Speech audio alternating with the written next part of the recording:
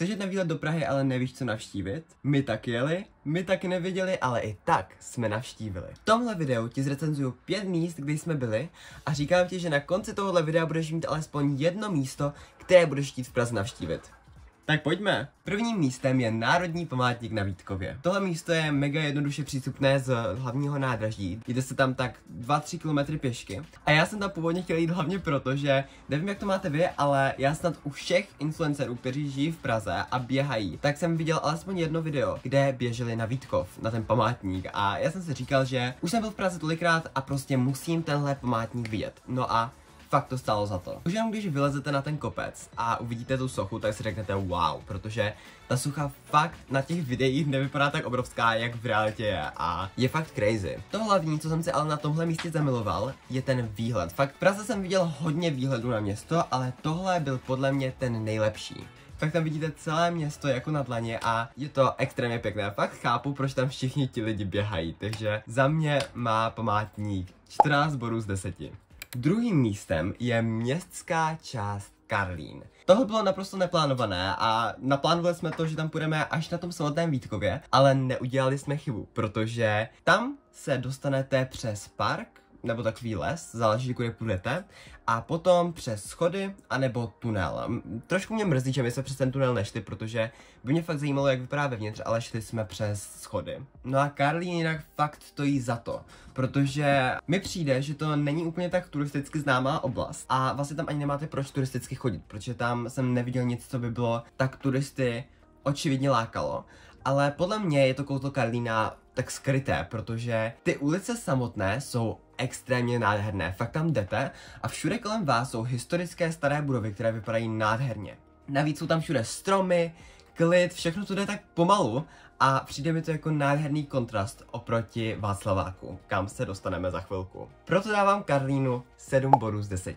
Teďka už se ale přesouváme na zmíněný Václavák a na 3. místo na našem seznamu, a to Palác knih Luxor. Ten o sobě říká, že je největší knihkupectví ve střední Evropě a to je možné, ale za mě jsem z něho neměl největší zážitek ze všech knihkupectví ve střední Evropě, ve kterých jsem byl. Upřímně jsem na něj měl dost velká očekávání a vlastně tohle byl důvod, proč jsme do té Prahy jeli, protože já jsem tam nikdy nebyl, vždycky jsem šel kolem a konečně jsem ho chtěl vidět, protože strašně mě lákala toho, že máme někde Barnes & Noble, který vídám na kanálech amerických booktuberek. A on ten palác knih velikostně možná odpovídá, nebo alespoň když porovnávám ta videa, a nikdy jsem v reálném Barnes & Noble nebyl, jo, pro kontext. Ale rozhodně neodpovídá estetikou, fakt. A musím říct, že se mi tam moc nelíbilo. Ono, na webu píšou, že se dá jít nahoru, ale já nevím, jestli jsem prostě jenom mimo a nenašel jsem nikde ty schody, ale tam byly, kde jsem byl já, v té části, tak byly schody jenom dolů do sklepa. A jenom to, že to bylo prostě dole ve sklepě, na to moc nepřidalo na té kráse, protože to celé bylo takové tmavé a nepůsobilo to na mě tak vřele, jako třeba knihy Dobrovský v Ostravě v Karlíně. Ty jsou za mě absolutně krásné, ještě ty nové prostory. A musím říct, že oproti tomu, co ukázal Luxor, preferuji spíš takhle menší knihkupectví, kde si prostě můžu objednat z celého e-shopu. Proto dávám Paláci knih 4 body z 10. Blížíme se do finále. Máme tady 4. místo a tím je Vyšehrad.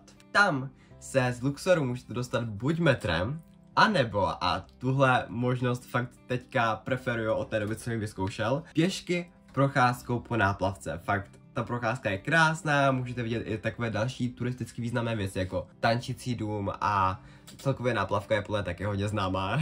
No a po ní se dostanete pěkně k Vyšehradu a na ten fakt stojí za to vylézt, protože už ta samotná budova na mě strašně zapůsobila, fakt je nádherná. A ještě krásnější jsou opět ty výhledy, které z Vyšehradu uvidíte, protože řeknu vám, krása to byla, já proto už nemám slov. Za mě se teda nevyrovnají těm, které vidíte na Vítkově, ale to vůbec nevadí, protože i tak jsou úžasné a rozhodně stojí za to. Navíc, na tom kopci hned vedle toho zámku hradu, teďka nevím, co to je, se nachází i Vyšehradský hřbitov, kam jsme taky zavítali a musím říct, že to byl jeden z nejzajímavějších hřbitovů, kde jsem kdy byl, protože takhle obrovské náhrobky jsem v životě neviděl. Fakt, běžte se tam podívat, pokud jste tam nebyli, tam jsou náhrobky vysoké třeba klidně 3-4 metry, fakt se díváte nahoru a čtete si ta obrovsky napsaná jména, bylo to fakt hodně impozantní. A co mě ještě překvapilo, jak jako významné osobnosti tam jsou. Já jsem vždycky věděl, že tam jsou jako slavné osobnosti, významné osobnosti a osobnosti, které byly prostě pro naši historii důležité. Ale že tam najdu Boženu Němcovou, jsem fakt nečekal, takže go look there. Celkově dávám Vyšehradu 8 bodů z 10. No a teďka finále. Rudolfinum. Já myslím, že Rudolfinum známe snad všichni, kdo jsme v Česku, protože i když jste třeba nebyli v Praze, tak podle jste ho minimálně viděli někdy v televizi, protože se tam předávají čeští lvy. A právě proto jsem tam chtěl jít i já, protože mě mega zajímalo, jak to místo vypadá, když zrovna není v televizi, ale je naživo.